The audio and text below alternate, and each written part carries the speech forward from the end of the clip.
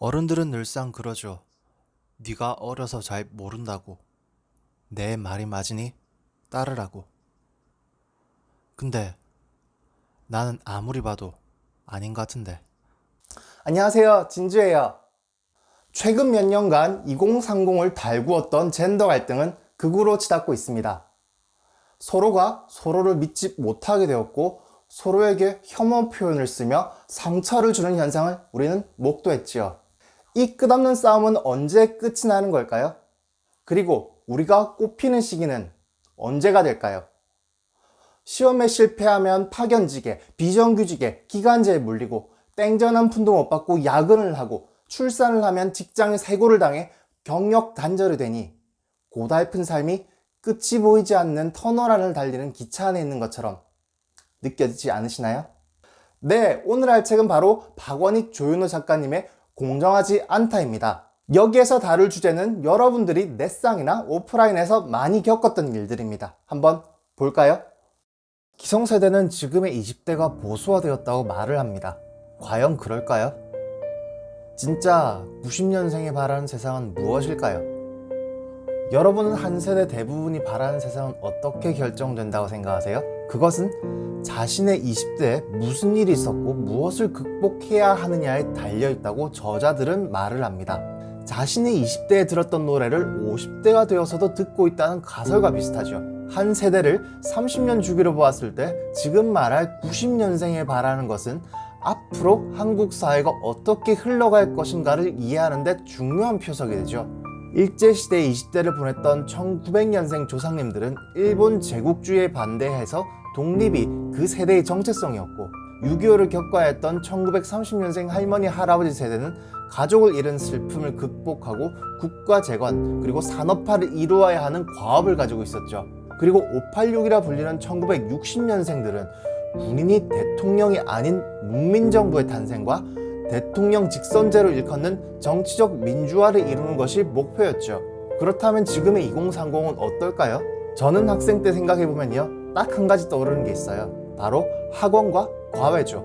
여러분은 김예슬선언이라고 혹시 들어보셨나요? 바로 이 책인데요. 절대평가가 아닌 상대평가가 도입된 이후에 우리는 경주마처럼 결승점을 향해 질주하는 내 소중한 친구들을 제치고 기뻐하면서 나보다 앞에 있는 친구들 때문에 하루하루 불안해했다.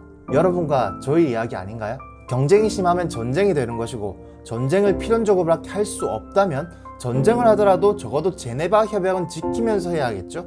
그 제네바 협약으로 불리는 것은 바로 우리 사회를 간통하는 공정입니다. 우린 2016년 11월 촛불을 들고 대통령을 탄핵했습니다.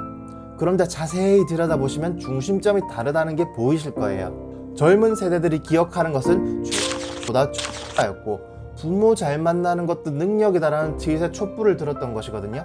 즉 부모의 재력이나 인맥이나 학벌이 자식들 간의 공정 경쟁에 영향을 주지 말라는 공정성을 들고 모였던 것이죠. 그것은 특정 정당에게만 요구하는 것이 아닌 한국 사회 전체의 변화를 요구하는 말이기도 합니다. 언제부터였을까요?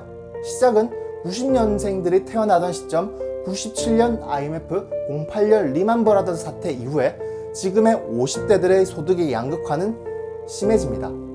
그리고 양극화된 과정에서 부의 대물림 또한 계속되죠. 흑수저는 흑수저로 평생을 살고 금수저는 금수저로 평생을 사는 상황까지 온 것이죠. 90년생들의 양극화는 이전 세대의 양극화를 막지 못한 것으로부터 시작합니다. 몰락한 가정의 자식 세대는 코딱지만한 자원을 한 푼 더 쥐어보겠다고 경쟁의 무한지옥 속으로 들어가죠.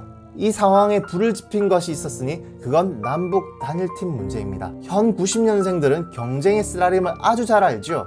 인간다움을 포기하고 친구를 적으로 돌리고 겨우 따낸 4년 동안의 결실을 단일팀이라는 정치적 의제가 있으니 몇 명은 빠져라? 혹은 86세대의 특정 성별 비중이 작으니 지금이라도 그 성별의 비중을 실력이 아닌 성비로 맞추겠다. 글쎄요. 90년생들의 경쟁을 겪어봤다면 결코 쉽게 할 수 없는 말이겠죠. 기회의 평등, 과정의 공정, 결과의 정의 어느 곳에도 맞지 않습니다. 여기서 주류 86 운동권의 진단은 남북 통일을 원하지 않고 성비를 맞추기 싫어하는 무지한 20대들이 생겨나고 있으며 그들의 보수화가 심각하다는 진단을 내며 20대 개론을 잃은 20대 보수화론으로 세상을 보려 하죠. 이러니 핀트가 맞지 않는다는 것이죠. 90년생들을 관통하는 두려움은 낙오에 대한 두려움에서 시작됩니다. 낙오할 경우 파견직, 비정규직 혹은 박봉의 야근 지옥으로 간다는 거죠. 또한 그리 기간제로 돌다 보면 불안한 고용의 연애 시장에서도 낙오하게 되는 것은 당연한 순리라는 거예요. 자원이 적고 한정적이다 보니 90년대생 남녀 사이에서도 불만이 심해지는 것이 당연하죠. 남성 입장에서는 불안정 고용에 들어갔을 경우 가정을 책임질 수 없다는 자격지심과 과거의 아버지들이 겪었던 남성으로서의 최저인 가정을 책임질 수 없는 무능한 남자의 공포가 있으니 처자식을 고생시킬 바에야 나 혼자 살겠다는 사람들이 많습니다. 하지만 돈이 아닌 날 사랑해주는 사람이 있었으면 좋겠다는 양가 감정 또한 생기고요. 여성 입장에서는 집안일을 같이 한다면 돈은 같이 벌면 되지만 내가 경력 단절이 될 경우 가정의 경제력은 외벌이가 되어 굶을 것이 뻔하고 남편이 야근 지옥 속으로 들어가니 독방 육아가 불보듯 뻔하게 되니 돈이 많은 남성과 결혼해야 하나 하는 자괴감까지 존재하죠. 지금의 남녀 갈등은 이 사이에서 서로에 대한 혐오의 단어를 내뱉고 있는 것입니다. 하지만 공정하지 않다의 저자들은 공통 포인트에 방점을 둡니다. 바로 경제적 궁핍에 대한 공포와 불안정한 직장에 따른 고통이라는 걸요. 경단녀의 정의가 여성이 임신이나 출산, 결혼을 했을 때 휴직 후에 복직이 불가능한 상황에 놓인 자라고 정의한다면 이는 여성만의 문제가 아니라 남성의 강제 외벌이가 전제되어야 한다는 것을 우리는 알아야 한다는 말과 같죠. 우리는 몰라서 서로에 대한 혐오를 내뱉는 걸까요? 정말 서로에 대한 전멸을 바라는 걸까요? 부의역 스크린도어 사건, 태안화력발전소 사건이 일어났을 때 그들의 죽음에 남녀를 가리지 않고 슬퍼했던 우리는 서로에 대한 칼을 거둘 수는 없을까요? 장자연 사건에 같이 분노했던 우리는 정말 화합할 수 없을까요?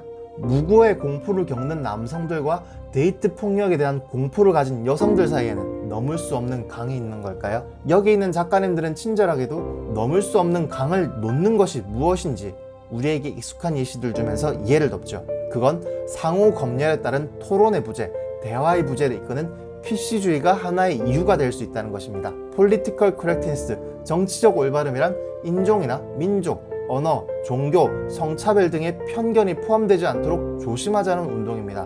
좋은 운동이지만 지금의 극단성으로 비춰볼 경우 그에 반대하는 사람이나 실수로 그 단어를 뱉은 사람들을 설득하기보다 배우지 못했다 혹은 특정 정당을 지지하는 사람이 대화하지 않겠다 혹은 적폐로 몰아서 공개사과문까지 쓰게 하겠다는 운동으로 번지고 있습니다. 사람들의 말을 검열하고 입을 틀어막고 표현의 자유, 출판의 자유, 사상의 자유를 제약하는 쪽이 보수 쪽이 아니라 진보 쪽에서 나오는 목소리니 소설 1984의 작가 조지 오웰이 땅을 치고 울만한 상황이 다시 도래했죠. 특정 이념을 미디어를 통해 혹은 상호 단어 검열을 통해 대중들을 계몽시킬 수 있다고 생각하는 사람들은 대체 뭘 하는 사람들일까요? 토론이나 설득을 해서 내 편으로 만들기보다 윤리적 우월성을 유지해서 난 남들보다 잘난 사람이야 하는 우월감을 표현하는 사람들일까요?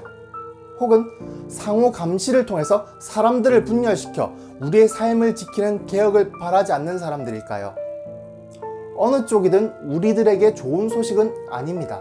우리는 살면서 서로 의지하고 사는 부분이 많습니다. 국방을 지키는 군인이나 치료를 제공하는 간호사나 남성도 여성들의 도움 없이 살 수 없고 여성도 남성들의 도움 없이 살 수 없습니다. 세상에서 가장 무거운 짐은 자신이 진 짐인 것을 알 때 다른 구성원이 진 짐도 한 번씩 보는 것이 우리가 말하는 공감의 시작일 것입니다. 나를 공감해주는 남을 찾는 것이 아니라 나처럼 저 사람도 살아서 고통받고 있다는 것을 알고 남을 공감해주는 나를 찾을 때만이 가해자와 피해자를 넘어서 사회의 변혁을 이끌 수 있다라고 이 책은 주장을 하죠.